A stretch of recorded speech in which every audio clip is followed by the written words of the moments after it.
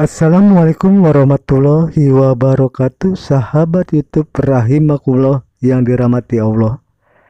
Semoga kita selalu dalam lindungan Allah dan selalu diberi kesehatan. Amin amin ya rabbal alamin.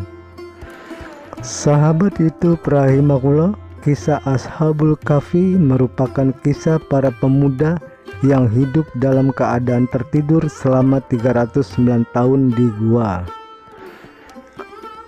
Hal ini diceritakan dalam Al-Quran Surat Al-Kahfi ayat 9 sampai ayat 26 yang menjelaskan bahwa kelompok pemuda tersebut adalah kelompok pemuda yang teguh agamanya sekalipun harus melanggar aturan pemerintahnya. Diceritakan kisah ini terjadi sebelum zaman Nabi Muhammad SAW. Bermula dari negeri yang bernama Afasus dengan pemimpin yang kejam dan penyembah berhala bernama Raja Dakyanus. Pasalnya ia tidak segan membunuh siapapun yang menolak untuk diajak mengikuti perintahnya dalam menyembah berhala. Hingga kabar bahwa ada kumpulan para pemuda yang menolak menaati perintahnya pun terdengar olehnya. Para pemuda tersebut menyebutkan alasan mereka menolak menyembah berhala karena hanya ingin beribadah kepada Allah Subhanahu wa Ta'ala. Raja Dakyanus pun tidak tinggal diam dan mulai menawarkan keuntungan bagi mereka seperti harta hingga jabatan agar mau menyembah berhala. Namun pemuda tersebut mereka tetap teguh pada pendiriannya dan menolak semua tawaran menggiurkan dari Raja Dakyanus. Keteguhan para pemuda tersebut diceritakan dalam surat Al-Kahfi ayat 13 sampai 14 yang artinya, kami ceritakan kepadamu Muhammad kisah mereka dengan sebenarnya. Sesungguhnya mereka adalah pemuda-pemuda yang beriman kepada Tuhan mereka dan kami tambahkan petunjuk kepada mereka. Dan kami teguhkan hati mereka ketika mereka berdiri lalu mereka berkata, Tuhan kami adalah Tuhan langit dan bumi. Kami tidak menyeru Tuhan selain Dia. Kalau kami berbuat demikian, tentu kami telah mengucapkan perkataan yang sangat jauh dari kebenaran. Sahabat YouTube rahimakumullah, singkat cerita, para pemuda Ashabul Kahfi meninggalkan kota tempat mereka tinggal dan bersembunyi di gua.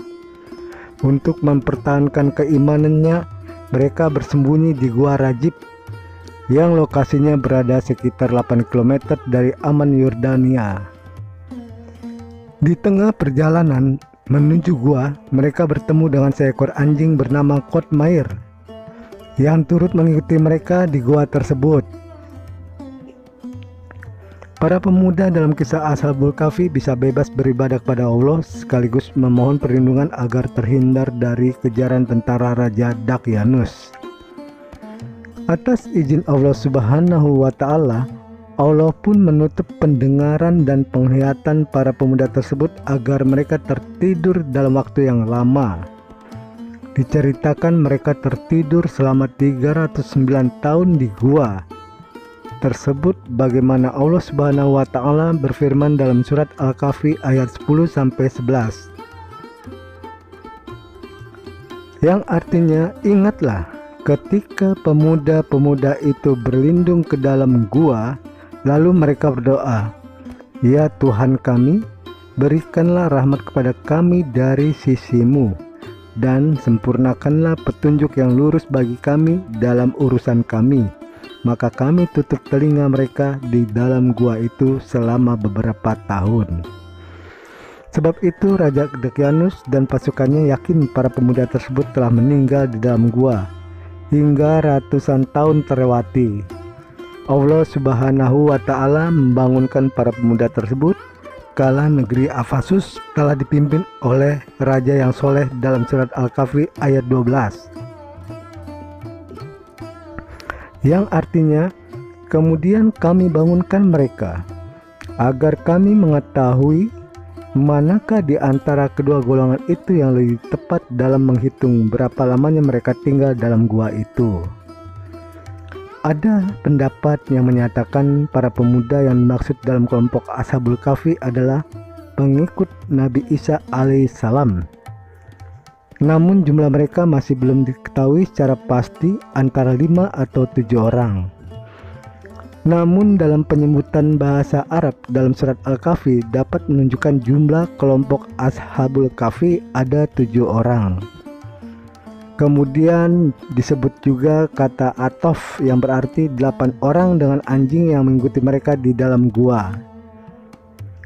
Meskipun banyak perbedaan, pada dasarnya kisah Ashabul Kahfi diceritakan dalam Al-Quran semata-mata juga dapat menunjukkan kekuasaan Allah Subhanahu wa Ta'ala, utamanya kuasa Allah Subhanahu wa Ta'ala dalam membangkitkan manusia dan menghidupkannya kembali pada hari kiamat kelak.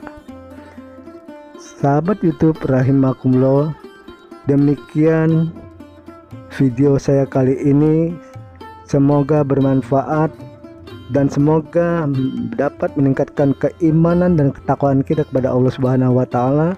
Mohon maaf bila masih banyak terdapat kekurangan dalam video ini. Terima kasih. Wabillahi taufiq wal hidayah. Wassalamualaikum warahmatullahi wabarakatuh.